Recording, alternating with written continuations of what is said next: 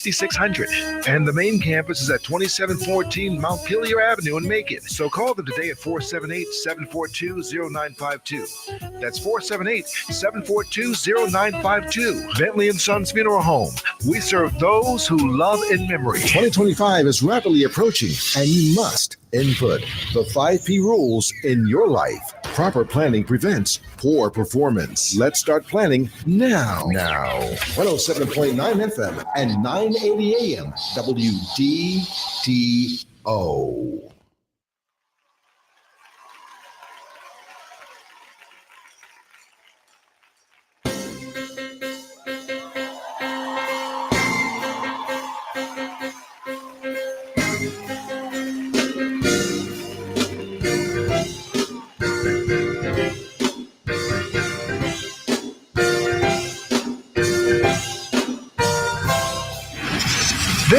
This is where the community is connected. 980 AM WDDO. The views expressed on this program are not necessarily the views of the Glory 980 AM, the Glory Media Group, LLC, WDDO AM, its staff, management, or advertisers, but are the views and opinions of the participants of the broadcast.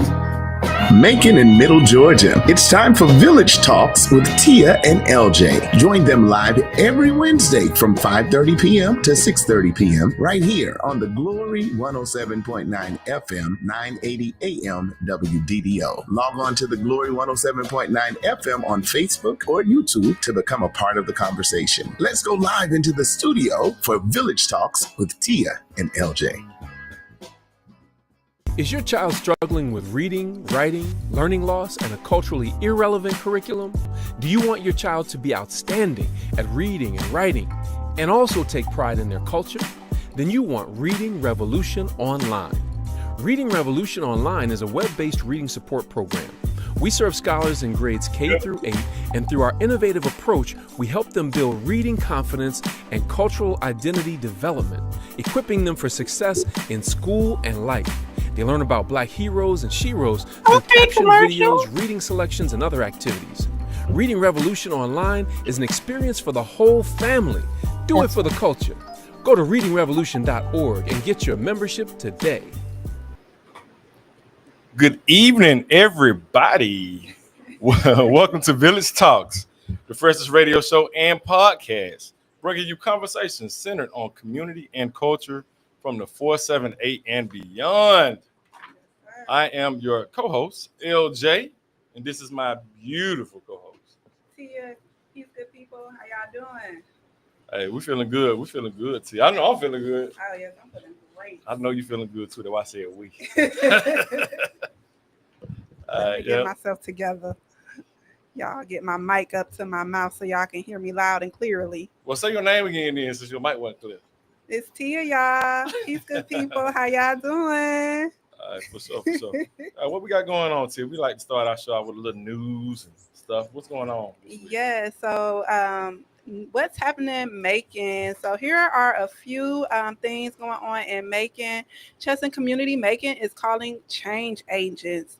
If you want to uplift the next generation and build a stronger Macon, join the Chesson Community Volunteer Team. Mentorship, STEM, life skills, and chess are the heart of this youth empowerment movement, and they're looking for dedicated volunteers. Some of the perks for student volunteers include verified service hours, school credit and resume boosts, volunteer certificates and recreation letters, and leadership and life experience. If you want more information in regards to volunteering for Chesson Community Macon, DM Bro C. Henderson on Facebook or email chuck@chessoncommunity.org to get started. MTA is launching a free rapid transit pilot program in Macon.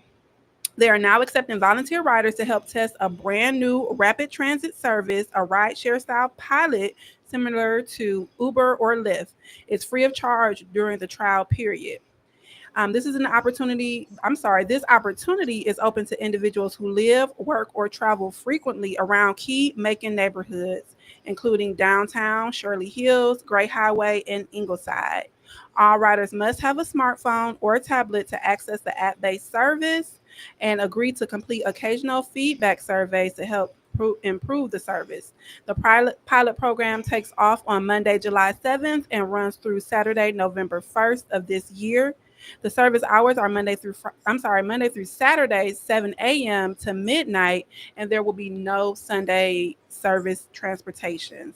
So again, the vans will travel to Ingleside Avenue to Gray Highway Walmart, Mercer University to Carolyn Creighton Park, Piedmont Hospital to Edgewood Avenue, Pinona Avenue, Shirley Hills, Vineville, and more.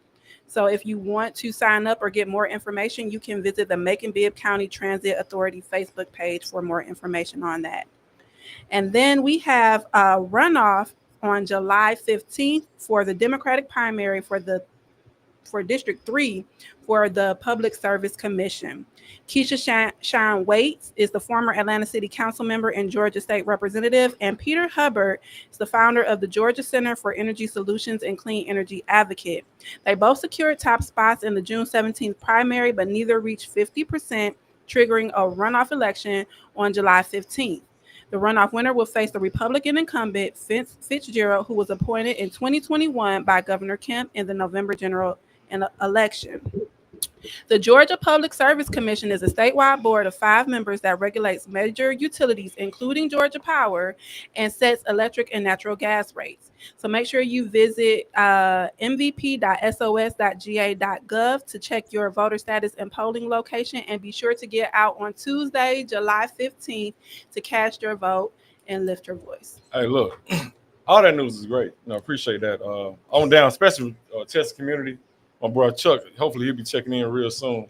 Of course, when you were talking about that new transportation service with MTA, that's important as well. We need to get more details on that, see how that's working. Absolutely. But that PSC election is, I'm so glad that we got our featured guest in here today. I promise you. Yeah, we're about to check in with her in about 5, maybe 5, no more than 10 minutes. Miss Kimberly Carter. She's gonna break it down. I know we have a little bit of time for her to talk about that, but she's working tirelessly on this PSC stuff, on environmental justice, and helping people to understand about their utility rates and the PSC, how they really affect us, right? And this situation here, right here, where people complain about their water bill, your power bill, internet service in these rural communities, and everything you could want to name dealing with our services, public services, utilities. Right. Go through the Public Service Commission. Okay. Yes. Now, it's a reason why they don't promote these elections. It's a reason why people don't know about PSC. Absolutely. Because they want us not to know who they are. It's 5 Republicans that run it. If y'all see what's going on now with this big ugly bill, they call it a big beautiful bill. I don't know where it's beautiful at, but they taking away Medicaid, SNAP, all that. You need to be paying attention to what's going on in Georgia, because there's a lot of fugazi stuff that's happening with this PSC. We're gonna get into that a little bit later. But shout out to our folks in the chat, man. Yes, chat going crazy. Hey, Chris Barfield, Simone Russell, Ronnie Miller, finally getting a chance to tune in. We appreciate you for finally getting the opportunity to join us and be a part of the village. Ms. Dreek, hey, how you doing? We appreciate y'all for joining us today. We do have a caller on the line who's going to give us a bit of information about his upcoming segment, especially with this being Black Mental Health Awareness Month. This is Black Mental Health Awareness Month. Absolutely. So we want to bring on our good brother, onto the line just to tell us a little bit about his segment and what he hopes to gain, or for our community to gain, our village to gain. Yeah, this segment is going to be recurring too, y'all, just to let y'all know. So we're going to have a recurring segment with our guy Chuck, who's on the line. What's going on with you, my brother? Nothing much, man. How y'all doing? Peace and blessings, everybody listening, checking in. Peace and blessings. Can you hear me? Coming in. Yeah, we hear you fine. You hear us good? Okay, I got you. Hear you good. Yeah, how everybody feeling? How y'all feeling mentally? Oh, yeah. Feeling outstanding, brother. I'm on the 10 today. I feel good. Okay. Okay, how about you, sister? 432. I'm feeling great. Balanced. Okay, great. Mm-hmm. Great. Talk to us a little bit, man, about the segment that we're going to be having every first Wednesday of the month right here on Village Talks. We're going to be having a segment that's going to be featured on our mental health. You are a mental health specialist and professional. You're a member of the Association of Black Psychiatrists. We asked you to come on because you have such a wealth of knowledge around our health, and you're very, very passionate about Black Mental Health Month. And the lack of us having different things centered around that, and us understanding that. So that's why we wanted you to come on today. Of course, we know this is the first Wednesday, but we had to catch Miss Carter in here, this month because she's going to Africa. So we got to catch her now before she fly out of here. But talk to us a little bit, man, about Black Mental Health Month and what that means to you, and even how you implement that through the Chester Community program. Okay. All right. First of all, like you say, we're going to have the reoccurring segment, Kupuno, called Kupuno, the healing code. Kupuno is a Kikongo word that means healing, or should I say a West African word that means to heal or healing. As you mentioned before, I'm a member of the Association of Black Psychologists, and one of their number one things, or better yet, the underlying thing to healing is to have a sense of identity. And we as African Americans, we are descendants of Africans, so it's only right to implement things that are culturally competent within our community, stemming from either we go back to Africa to receive these type of therapeutic practices. And like I say, these are practices and therapies, or should I say methodology of therapies that have been implemented by people like Dr. Wade Nobles, who graduated from Stanford. Then you have Dr. Naim Akbar, who was a professor. He graduated from Howard, actually, but later to become a professor in psychology and head of the psychology department at Florida State. Also, Dr. Patrice Newton. She was a psychiatrist, but she doubled also as a psychologist, and she was once the president of the Association of Psychology. The Black Association of Psychology, and she also was the president of the Black Association of Psychiatrists. But like I say, they all implemented African-centered methodologies to improve and to edify, the mental health within the community. So all Kupuno it will be a segment that will highlight these different approaches to mental health and basically it's really just approaching mental health with a community effort, and also incorporating a means of spirituality. As I said before, the Association of Black Psychologists, one of they hone in on that we are spiritual beings, having a physical reality. So that's pretty much what it'll be. I highlight different pointers, different literature. We will have network of people chiming in across the nation who are known, for implementing different practices and different programs in various areas that are concentrated for Black people. So, that's all just informing the people, and because it's a lack of cultural competent, therapeutic practices for us.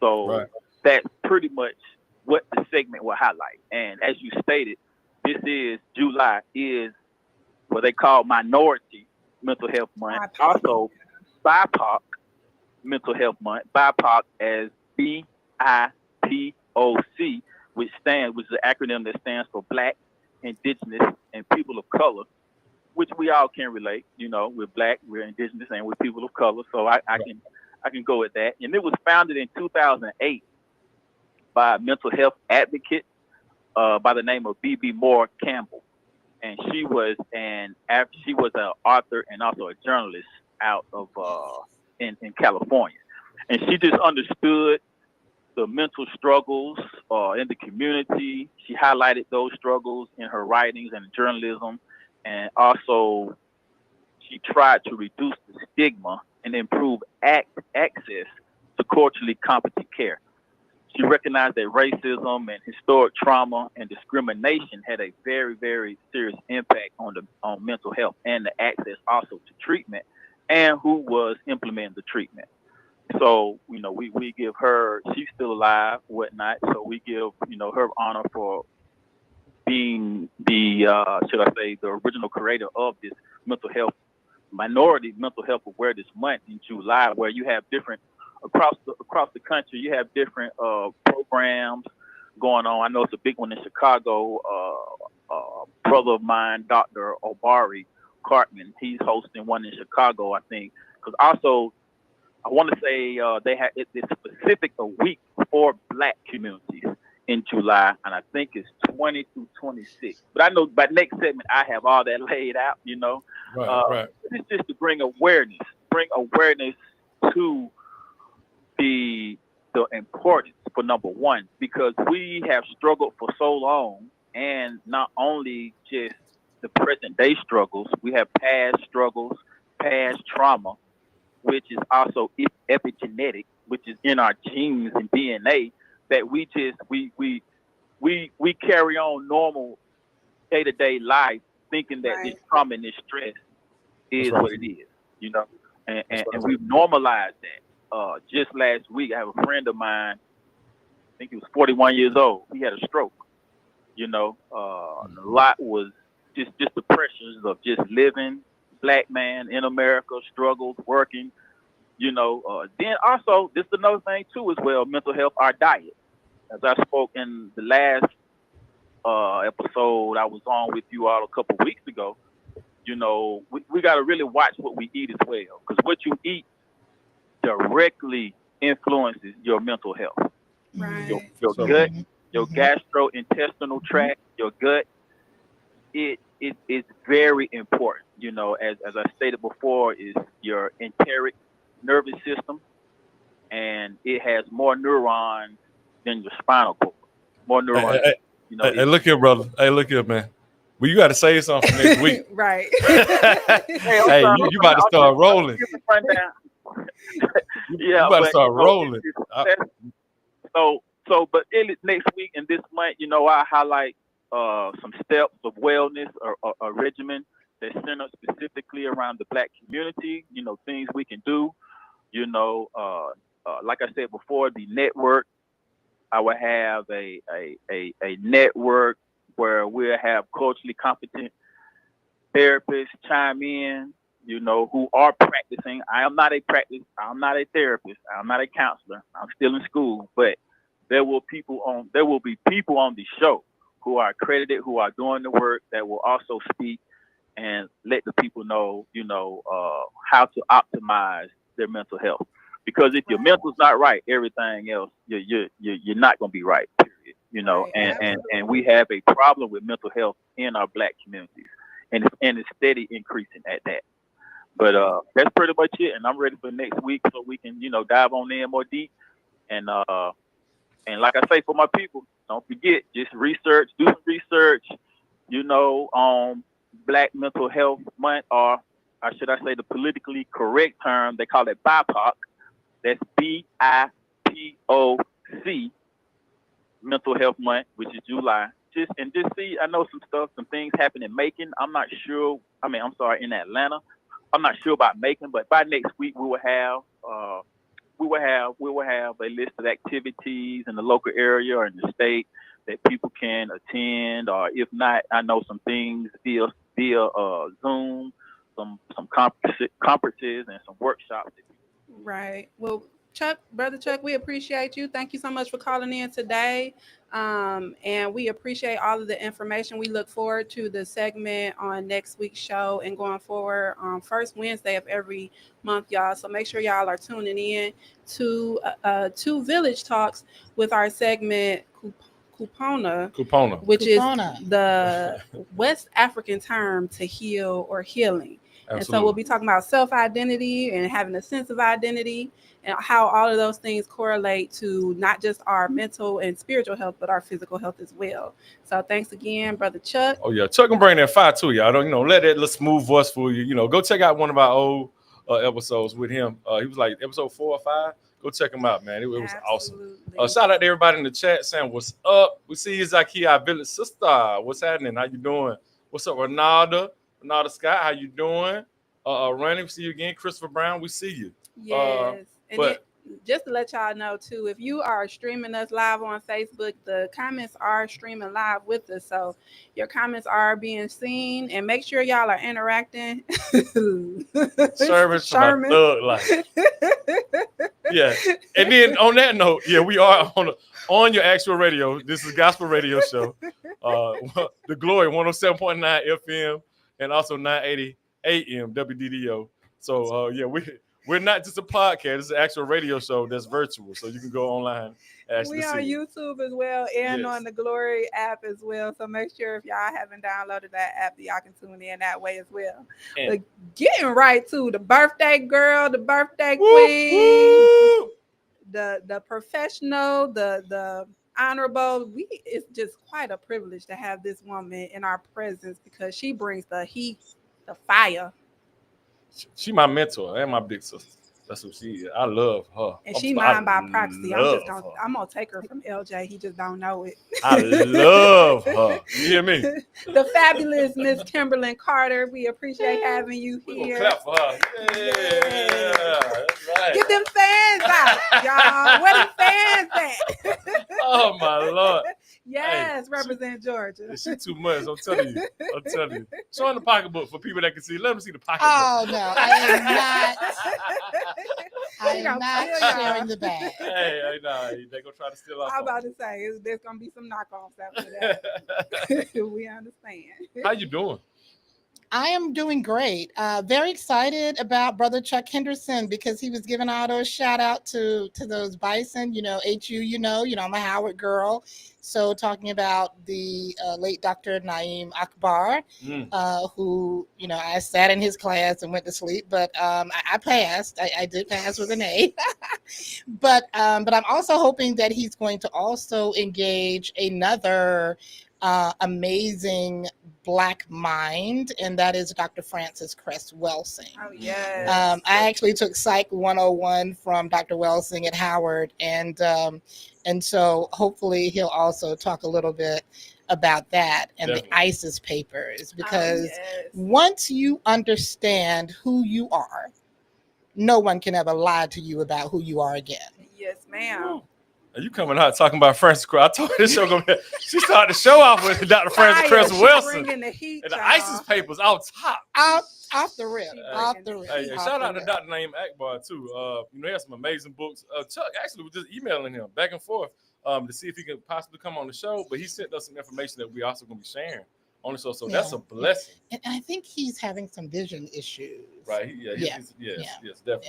Yeah. But Tia, you want to start us off? Yes, well, I want to just give honor to all of the ancestors who have paved the way to bring us to where we are, to have people like Miss Kimberlyn Carter, Brother Chuck Henderson, LJ Malone, myself, making sure that we have a voice for our community. That's right. That's right. So we want to, definitely give honor and follow in the footsteps, y'all. Sankofa here. We want to make sure we look back and go forward. That's right. In a righteous and productive way. Look, I I'm sorry. love Sankofa. Chuck in the I comments love saying, Sankofa. That's right. Yes. Go back and get it. Oh, most I mean, I Absolutely. think that we don't talk enough about the go back and get it part. Right. We It's wanna not just about going back. It's Right. go back and get it. we don't have to reinvent a wheel that's already here, y'all. Oh, what is Chuck? What is he saying? No, you know my vision. No. That's what's up. Now, Chuck said we cut him off. Oh, no, Chuck. So Tony might have faded you out. Call on back, That's call our back, engineer. brother Chuck. Call back, brother Chuck. You already know. Do like Maxine Waters. Reclaim your time, brother. Reclaim your time. You can have some of my time. Oh man, no, our engineer. Shout out our engineer Tony. He makes sure. We have an actual show layout, so he makes sure we on time, y'all. He makes sure He's we stay on excellent. point. Tony is excellent. Tony is the bomb. And if y'all Yes, ain't visited yes. him at Homeland Village, then He's make sure excellent. y'all visit him in Abijah on Napier Avenue at Homeland Village. And y'all can get some of the books that Chuck and Miss Kimberlyn Carter have mentioned. So make sure that y'all go there. They are one of our sponsors for the show as well. So big shout out to our sponsors. And then just real quick, because I'm sure Chuck is calling in, but I do want to ask you a question. Just what inspired you to create Represent Georgia? What's the organization's mission, and how did growing up in Macon actually help shape your passion for advocacy and leadership? Oh wow, that is a lot. So I am Kimberlyn Carter. I'm the CEO of Represent Georgia, which is an umbrella. And under that umbrella, if you can imagine, the umbrella has little walls in it. We have 4 different organizations. So the Rep Georgia Institute is our 501c3, and it is the state's only nonpartisan leadership development program that is completely designed to develop leadership to address structural barriers and racial inequities. That is the goal of what we do. And that's on the pillars of building a more representative, a more reflective democracy, a more repetitive democracy, and a more reflexive democracy. And we can talk about that a little bit more. Then we have a 501c4, and that is our Represent Georgia Action Network. And we literally founded the C4 because we wanted to do some social welfare work and also a little bit of political work, right? And so our North Star there is the ancestor, Dr. C.T. Vivian, who said that leadership is in the action. So leadership is not about a title. It's not about being called something. It is about what you do, how you act, how you perform on the day of your very birth. Yes. I love that. So when life enters your body, you begin to lead. Yes. That's how you get out of the chamber, right? Right. And then we have 2 packs because now we got to go, how are we going to be 100% political? And so we have a Peach Power Pack and we have a Fighting 50 pack. And tell people what a pack is, because a lot of people don't know what a pack is. So our political action committee, that means that we endorse candidates, we fund races, we have an independent committee that does opposition research and works against the bad guys. It is 100% political work. It is a political action committee.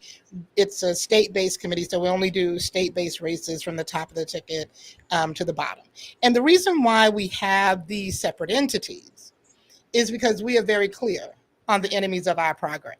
Yes. And so oftentimes when our people have lost their nonprofits, lost hard work that they have done because they slipped over into a political area or took donations from a donor who is a donor who's a political donor who should have been putting money in a political bucket instead of a nonprofit, non-political bucket.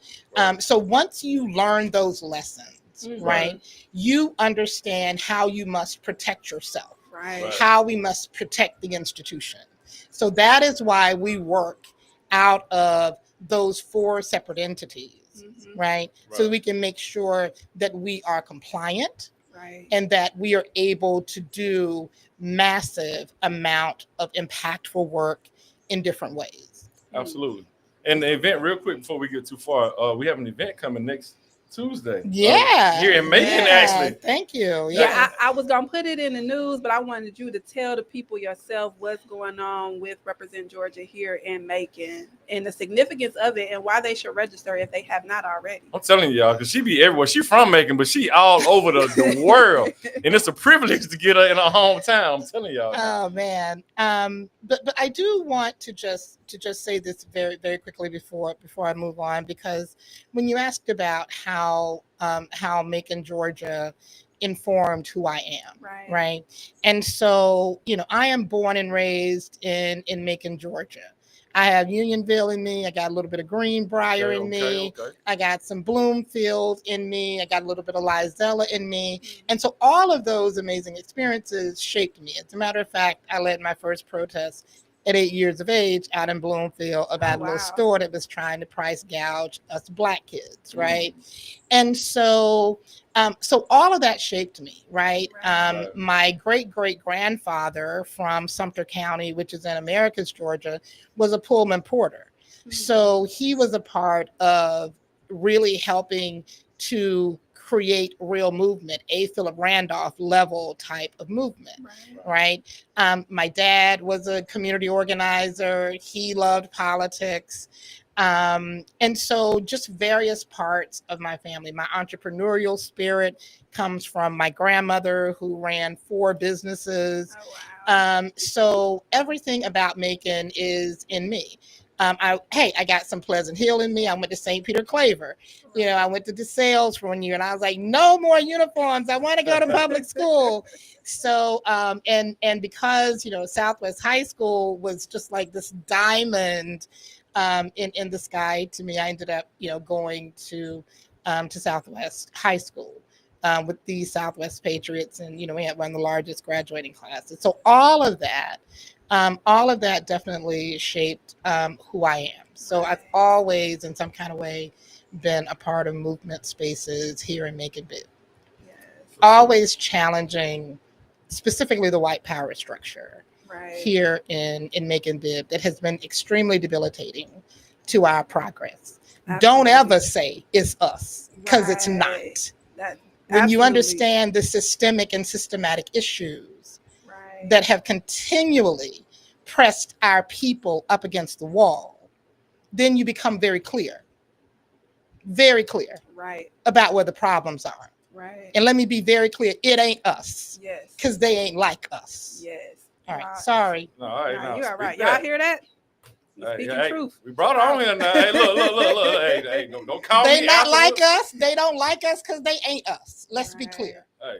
Right. That part. And I think that that's important to note, because I think a lot of times, you'll hear, yes, there's a problem, but we part of the problem too. And then it's like, well, when we actually get to the root of the issues that our community faces, that's right. It's not just necessarily us. That's right. It's the things that have happened to us, the things that have been swept under the rug, and we're forced to forget or pretend like they didn't happen. Absolutely. And so that, like how Chuck was talking about epigenetics and carrying on that intergenerational trauma, we're carrying it from one generation to the next when there's no healing occurring, there's no reconciliation occurring. So we are still dealing with issues because we're not getting to the root of the problem that our community is facing. And that's why I can't wait to tune in to hear more about what Brother Chuck is going to talk about, especially with the generational PTSD that resides in us, right? Absolutely. In the church, we call it these generational curses, these generational issues that come through our generation line by line by line, right? And so how we begin to frame our conversations around that is how we begin to speak to and for the generations. Absolutely. So we have to be really clear. And then for us, those of us who are born and raised here in this soil, in this dirt, here in Macon, Georgia, where there's this deficit of selenium in our soil, right? Where these folks literally at our Macon City Hall was one of the largest slave blocks in the whole of the Deep South. We have to be very clear on who and what the enemies of our progress are coming from. It's not just something that is contemporary. It's coming from something that's very old and has been around for a very long time. So what we're fighting is not going to be a quick win. It has to be consistent pressure. Yes. Absolutely. Oh yeah, that's where you dropping it right now. You know what I mean? Yes. Am I? Oh yeah, Bringing the fight. No, you ain't Oh playing. no, I just got here. No, because you got to know your I history. gotta be nice. No, Okay, somebody saying, nice. is that somebody saying they love me? Absolutely. Yeah. Oh, Yes. who is that? Miss Tina Denard. Yes. Oh my Lord, goodness, I love you Lord. too. I mean, that's just so sweet. People saying they love me. So Yes. when we talk about Because this, I've been kicked out of places. oh no, So, you most definitely get kicked out of Not here. yet. Yeah, they can't kick you out of here. Nah. So when you speak to that, right, we talk about this power structure because I'm gonna throw something in there real quick. Even here locally, we've had this thing because you talked about your pack and what you have going on, but there's some little semblance of a pack that's been operating here in Macon called the Macon-Bibb Forward Together and stuff like that, right? Where they've been putting money behind certain candidates and things of that nature, whatever. No, they're putting money behind maintaining a status quo. Oh, there we go. Okay, so Let's be very clear. make that make sense for us. Yeah, Help let's us be understand very what that looks like in real time. We talk about these power structures that work behind the scenes in shaping our environment and our political environment and our neighborhoods and who we are as a people and what we deal with. Can you explain that a little bit? So the thing about political action committees is the fact that by law, by IRS code and law, and by campaign finance laws, donors to PACs do not have to be disclosed. Like if you're running for mayor, LJ, and I give you $150, you have to disclose that. Right. But the PAC does not have to disclose its donors, and it can work for a candidate or against a candidate, right? It can work even for like a SPLOST initiative. You will see a lot of times the political action committee will come up. You'll get a mailer that just says paid for by the committee to keep the this or something like that, right? Or it'll have a name like This Forward or We're for the Kids, type of thing. And so these action committees, oftentimes operate with a lot of what we call dark money because you don't know who's necessarily doing it. But not all PACs are bad because then ACP, Move On. We have several other types of progressive organizations that are in social justice movement spaces who also use political action committees to fight back, right? So a lot of things that you're going to be hearing and saying is we're trying to block this bogus bill. Now you would call it ugly. I don't call it I call it the big bogus bill. Because it's absolutely bogus. And if I wasn't on a church station, I'd use a non-churchy word that also begins with a B. Speak more but I'm gonna move on. I'm gonna move on. The big bogus, because my mama seemed to know it, and this big bogus bill. So we will be out here helping people to make calls.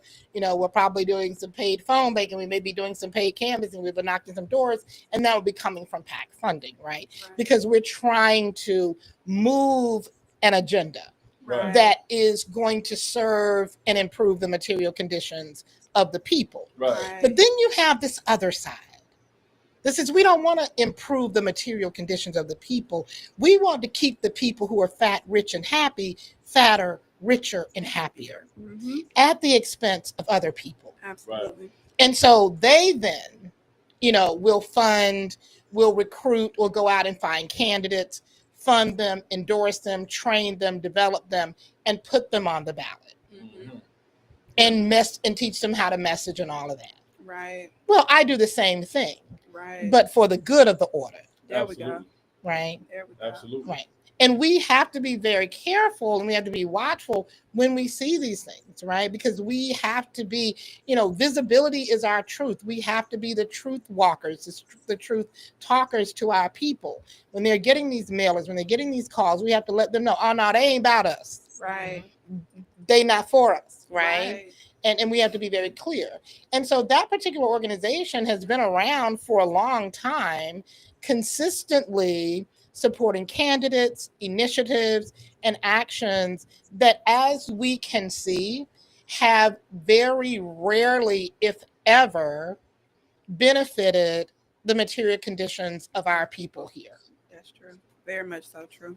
As a matter of fact, the last one that I was a part of was when, I'm a multi-hyphenate, so I got all kinds of different businesses. So when I was doing economic development consulting and the Macon-Bibb County Industrial Authority was one of my clients, that was the only time that I ever really got engaged and really being excited and positive about a SPLOST, because one of the things that we made sure of was that the SPLOST was not just full of capital programs. That means we just going to tear something down and build something up because we want to make a particular contractor or a family of contractors richer. That we actually put job creation into the SPLOST, right? So that we could, and we also put some other things into the SPLOST that are programs that actually improve the material conditions of our people. And I'm sorry, I know that everybody's getting excited about things that have entertainment and all this kind of stuff as a part of it. But if it cannot prove that it improves the material conditions of our people, that it gives a household a relief, that it produces a better environment for better education, better water, better air, better roads. I mean, just all of those things, the true material conditions of our people, how our people think about where they live, their sense of place, right? If it doesn't do that, if it doesn't do that, the words you're using aren't even used.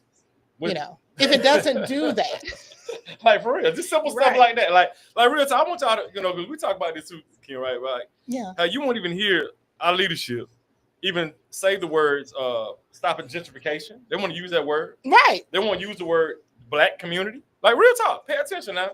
They won't even use the word black community. And so that is why we have to make sure that we are clear. I don't do candidate development. I do leadership development. Right. Because people are tired of candidates. Right. And and sometimes it really gets on my nerves, and why my programming and what we do is so different is because I get so tired of this celebrity or the celebritization of elected officials. Yes. I'm sorry, y'all. These people are not celebrities. Yes. These people don't have the power. You have the There you power. go. You hire and fire them.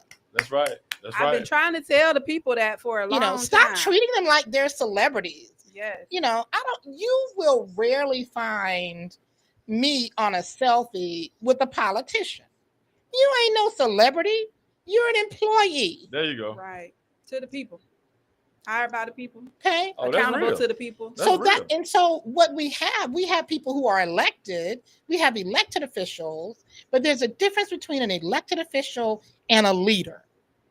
And just because someone got elected does not mean that they are a leader. Absolutely. And then I want to just go back to your quote from C.T. Vivian, leadership is in the action. Mhm. And what LJ asked you about what you're doing, this event, this Ready to Run event here at Niche on I'm July so excited. 8th. Yeah, I'm can so you excited. explain, next Tuesday, y'all, from 6 to 8. Can you explain, because you said you're not doing candidate building, you're doing leadership building. Can you explain the difference and how engaging or being a part of this event can help to shape? Right. So when we talk about the material conditions of our people and how it's being impacted, whether systemically or systematically, a lot of times that exists in policy. Mm-hmm. Right. And so we find ourselves, like everything you're hearing about this bill, right? All of these thousands of people being kicked off Medicaid, thousands of people who will no longer have their Section 8 vouchers, right? Thousands of pre-K programs being closed, all of our students not being able to go to school because of Pell Grants being non-existent. When we talk about mental health, the hit that mental health services are going to take. So all of that is policy, right? Absolutely. And so we can't change policy until we change the policymakers. Absolutely. Okay. Or until we change the mindset of the policymakers. Yes. And so our pain is connected to policy. Mm-hmm. And so when we talk about leadership, leaders alleviate pain. Leaders have vision for how to improve the material conditions of our people, a people period, right? And so we have got to change the pipeline of the people who are going into positions where policy is being made. Absolutely. We've got to change that pipeline. Absolutely. And so the work that we do with Ready to Run it's a signature part of an orientation to power, to leadership, to understanding how stuff works. Yes. Right? Now, here it is. We just had a brother kicked off the ballot for the Public Service Commission race. Mm-hmm. I understand there are about some brothers down here kicked off the ballot for a race. All of those things are compliance. And I don't get mad at them. I don't talk about them because no one is putting it on a billboard to let our people know, what does it take? What do I need to know before I go to be in this leadership position? Absolutely. Before I become a school board member, before I become a member of planning and zoning, before I'm the president of my neighborhood association, right? So that is the approach that we take. We want to educate people on what are the beginning things? What are the things that you need to know that power has not boxed up and put anywhere for you to know or understand? So let me ask you this, right? Because it seems to be an issue here in Macon, because we hear to talk about a lot now with youth development. You can hear a lot of people, man. I've been seeing all on social media the past couple of weeks, even about the summer programs and how they see the lack of STEM programs, or just really developing our youth, right? So why do you think it's important to develop young leaders now? And and what's truly at stake if we don't invest in them in their growth and their readiness? So after COVID, and when we started seeing an increase in the number of depression reports, suicides, all types of young people dropping out of college, dropping out of school, just almost dropping out of life, period. My colleague Fanika Miller and I became extremely concerned about our youth. And so we started something called the Black Youth Renaissance Tour. And we started the tour first going to the campuses, going to not only every HBCU campus in this state, but also PWI, that's predominantly white institutions that had large Black student populations, as well as technical schools and for-profit schools as well. To do what happens in the Zulu tribe, where the greeting is, how are the children? So that is why we end up taking that African principle with the Black Youth Renaissance Tour and saying, no, we're not going to be on no Zoom. We're going to go in your face, right? And see how our children are. Because no significant social justice change has ever happened in the world without being at the hands of young people. So whether you're talking about the civil rights movement in Montgomery and Birmingham, or whether you're talking about even when Wall Street, the big Wall Street sit-in was young people. Tiananmen Square was young people. Soweto was young people. We don't even talk about in the Haitian Revolution, how many of those Haitian soldiers were young boys, right? That were fighting to keep Haiti independent from colonization. So the root of movement, the true root of transformational change comes through the youth. Yes. Absolutely. And so that is why often, so if you're living in a city where your local leadership is not having a conversation about what we do for the young people in the summer, when school is out. It's not just a school board job. It is the job of everything here that is an elected office to be concerned about the material conditions for the generation. No, we want this to be a tourist town, Ken. That's all. They trying to build arenas and amphitheaters. They want this to be a tourist town. They're trying to kick folks out of here. And listen, I have no problem with tourism. Tourism is a wonderful thing. We have a beautiful city. We want people to see it and experience. But what we don't want them to come over here and be looking at no tour of poverty, because that's what they're about to be seeing when they come here, right? And so that has to also be, do I want to have a tourism industry where people come in, ride 2 blocks, seeing wealth and opulence, and then 2 blocks later, literally people who can barely put food on their table? Got to be balanced, right? This is the challenge. And so that all comes from policy. Okay.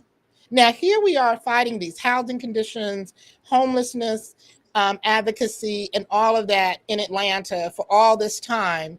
And now Mayor Dickens is going to tell us, well, I'm getting ready to solve homelessness because we getting ready to take everybody off the street and put them up in this $1 billion facility that we're creating because the FIFA World Cup is coming. Policy. You say you can't solve homelessness. You figured it out during COVID. Policy. So we have to stop allowing leadership, people who are in charge, to tell us what cannot be done or what is not possible. Because we come from a people who had radical imagination and radical faith, who believed in the possibilities of their humanities against the most darkest hours of humanity. So you can't tell Black folk that it can't be done because we are always too busy doing it. Sell it. Sell it. How am I doing in the comments? Anybody ready for me to go yet? Anybody saying enough of her? Nah, they listening. We're on point. Y'all tell us what y'all think in the comments. What y'all think about this? What y'all think? Tell us, and if y'all have a question, maybe. Fletcher Bates, or I'm sorry, Bates. Oh, said, Fletcher Batts. I love you, Fletcher Batts. he I says, absolutely love adore that him. woman. Her filter is perfection. I wish I had it. Tell Oh, it. no. I love you. You know that I'm the hugest Fletcher. I am because he's got family and kids. I'll take being the 4th vice president of your fan club. Yes, but you are getting a lot of love because you're speaking truth and you're speaking honestly and you're speaking authentically and you're speaking to the condition of our people and what's needed to get us out of this condition. So, we love what you're doing with the Ready to Run, what you're doing with and look, if you're like, I'm not trying to run for anything, let me tell you something.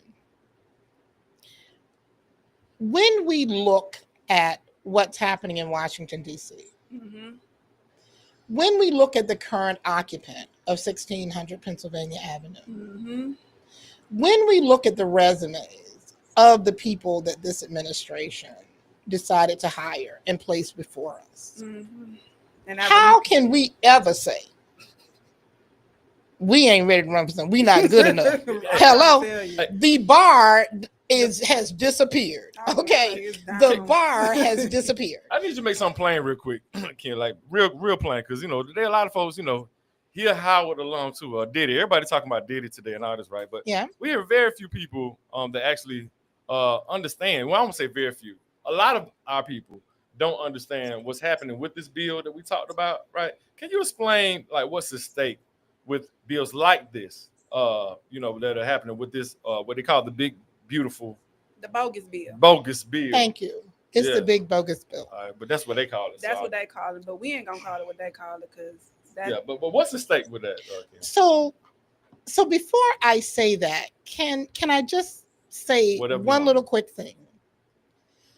I can remember when my dad was alive, and I was having a problem with a bully. I was in these oratorical contests all over the place, and I had this bully that sort of knew that I had a little bit of ADHD, and so we do little things to make noises that would throw me off. And I would just get so sad about it. And so, when I asked my dad, I was like, Daddy, why does this person not? And my daddy said to me that dogs don't chase parked cars. Mm-hmm. Mm-hmm. Your bully understands your trajectory. Your bully knows that you're getting ready to beat him. So he's going to constantly agitate you, try to take you off your game, try to take things from you, because your bully already knows you're going to what? Win. Absolutely. Okay? Mm-hmm. What the Heritage Foundation, Project 2025, this current administration in DC understands is that they've already lost the game. Right. Let's be very clear. Mm-hmm. We live in a state that is about to flip to being minority majority at our next 2030 census. I've already just got funding to hire someone about the 2030 census to be working on my team in preparation. Right. We live in a state where Black folk are 33% of the population. Hispanic and Latino people are 15%. How much is that right there? 48. That's it. Okay. We have a 4.4 Asian American population growing, which is the largest Asian American AAPI growing population in the nation. That includes California and New York. Okay. And then fortunately in our state, even our indigenous and Native American folks are surviving much better than their Native American brothers and sisters who are living on the reservations. Okay. Right. They know we're coming. Right. Chuck D said it'd take a nation of millions to what? keep us back. Right. They know we're coming. So all of this is by design to try to push back, to hold back our time to win. Right. Right. So if we take food from the babies, give all the money to the billionaires, take away the education, take away the access to education, take away college and student loans, completely obliterate Obamacare, Medicaid, Medicare, healthcare, that maybe We might have. we can stop them from coming. Mm-hmm. Oh, so maybe they intentionally don't develop Okay. the youth here in Macon, Georgia. So please understand that none of this, remember now, the Heritage Foundation has been around since 1971. Right. They've been doing the manifest for leadership every 4 years for Right. years. You know, thank God for Taraji P. Henson, another HU Bison on BET Awards, that she started talking to y'all about Project 2025, and so the Shade Room and Hollywood Unlocked and all my little favorite ratchet internet news starts talking about Project 2025, and the youth woke up Right. and started asking us about it. And see that, and we always go back to the youth. I Right. know a lot of times they try to tell us that our youth are, this and that, but our youth are alive. They're woke. Oh no, I love it. They are very much. Look, so I a got part two of the Gen conversation. Zers. I got two Gen Zers working for me, and two millennials. I love this Gen Z thing. Yes. Now they can't remember nothing for nothing. Now they got the worst memory thread, but I love their activism. I love their total unacceptance of the status quo. Right. I love the fact that they question everything, and very specifically institutions and leadership. Right. So this big bogus bill is literally about how do we stop them. Right. That's all this ICE stuff. They claim it was 20 million illegals. You ain't got 2 million yet. That's why we have to be into youth programming and find more ways to supervise our young people, because they're going to start snatching us next, because they got to fill up these places. Right. And the alligator Alcatraz and all right. that type of insulting, dehumanizing way to treat our people. Right. That's why we want to get rid of birthright citizenship. Right. Do Black people understand? That part. Okay, I'm sorry. That Oh part. no. When you come back from Africa, we're gonna need you to We're come gonna on need you to back. come back. I mean, it's real. Yeah. Oh my goodness, it's 4 minutes till we're over. Oh my Yeah, goodness. don't worry about it. We bringing you back. As soon as you come back from Africa, we're gonna find another date Well, listen, somewhere. can I do a quick commercial right quick? So Yeah. everybody knows that, I'm a multi-entrepreneur. And so I am launching a new brand. I'm launching a new fashion brand. It's called KCI Imports. It's a Black luxury brand. Everything is exclusively handcrafted in Ghana. So I came bearing gifts for my guests, for my hosts here. So this little bag right here is for my beautiful Tia down there. Send that to her. And then for my brother, I have some bucket hats. And these are exclusively made in Ghana. And you'll see my KC Imports label in here. So I came bearing gifts for the wonderful host of Village Talk. Hey, and look, y'all, I'm gonna tell y'all. And I gave you just a little bit of our custom shea butter, because I know that you're with child, so I didn't know if you'd be allergic to it. So if it works for you, I have more. Oh yes. And that's for you too. And so we have our little grab bag. So that's for you, my brother. Thank you. Hey, let me tell you this. And for one, she giving us gifts. On her And yesterday was her birthday, y'all. So if y'all can to come in, tell her Happy Earth Day to Miss Kimberly Carter. Yes. Please do that for us. She's so amazing. And we gonna have to get you already know. So some I gotta talk to your assistant and the assistant of your assistant to get another date. Right. for you to come This back. was wonderful. Thank you so much. Because we really could talk for 2 hours. Okay, don't Oh, y'all I agree? know, I Right. know, I Really. know. Because I it's so know. much information, and it's important that our people are educated on what we need to do as a community. So we want to thank you again. We appreciate you coming out. Y'all make sure y'all register for the Represent Georgia event Ready to Yes, Run I for love to see July you 8th. all. Please come hang out with me at Niche. This is our first time doing one in a bar and a lounge. We've been wanting to do one, be with the young people. Thank you so much to Matrix and her amazing team. Thank you to Matrix. Brother L.J. Malone for working with the community to organize this. We show up where we're invited. So I would love to see you all. Thank you for the birthday love. I love you all. We love you. All right, y'all. So make sure y'all check in with us every Wednesday. Let folks know, hey, go check this playback. Go look at it again. We need to develop the youth. If you know somebody need to run, if you want to run, just thinking about it, want to know what That's it right. takes, make sure you're there next Tuesday, all right? That's right. Thank y'all for checking in. Village Talk. Hi. He's good.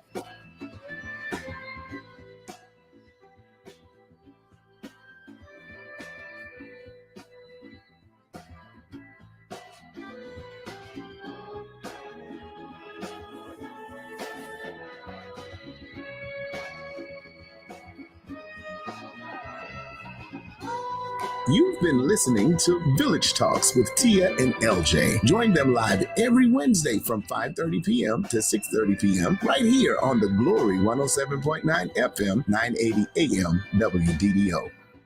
The views expressed on this program are not necessarily the views of